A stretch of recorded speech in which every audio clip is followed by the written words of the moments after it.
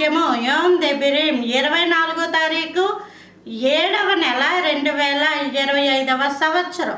మన దేవుడు ఇస్తున్న చక్కటి మాట యోహాను సువార్త 8వ అధ్యాయము 12వ వచనం. మరలా యేసు, నేను లోకమునకు వెలుగును, నన్ను వెంబడించేవాడు చీకటిలో నడవక జీవపు వెలుగు కలిగి ఉండునని వారితో చెప్పాను.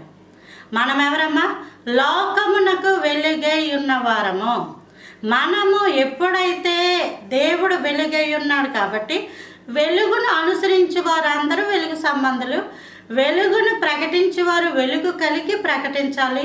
వెలుగును నమ్ముకున్నాం, మన దేవుని నమ్ముకున్నామంటే మన జీవితాల్లో కూడా వెలుగు ఉండాలి.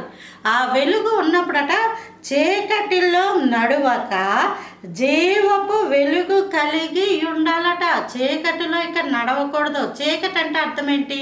నువ్వు చేసే పనులు కనబడవు, అదే చీకటి.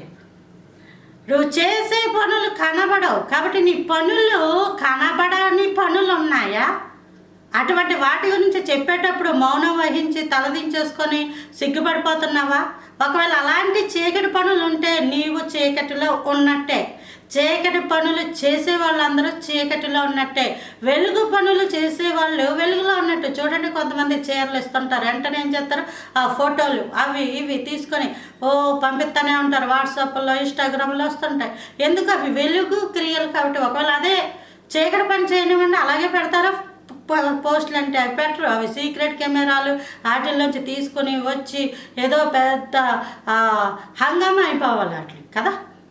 కానీ నువ్వు దేవుణ్ణి నమ్ముకున్నావు కదా, పరిశుద్ధ గ్రంథాన్ని చేత పట్టుకుంటున్నావు కదా, పొద్దున్న లేచిన కాడి నుంచి వాక్యం మాట్లాడుతున్నప్పుడు ఆ మాట్లాడిన వాక్యం ఎక్కడ ఉండాలి?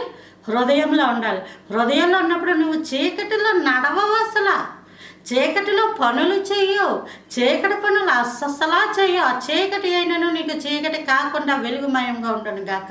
ఆ చీకటి పనులు చేయకుండా నీ చేతులు, కాళ్ళు, తలంపులు, చూపులు, ఆ వినికిడి అన్నీ కూడా దేవుని స్వాధీనంలోకి వెళ్ళిపోవును గాక.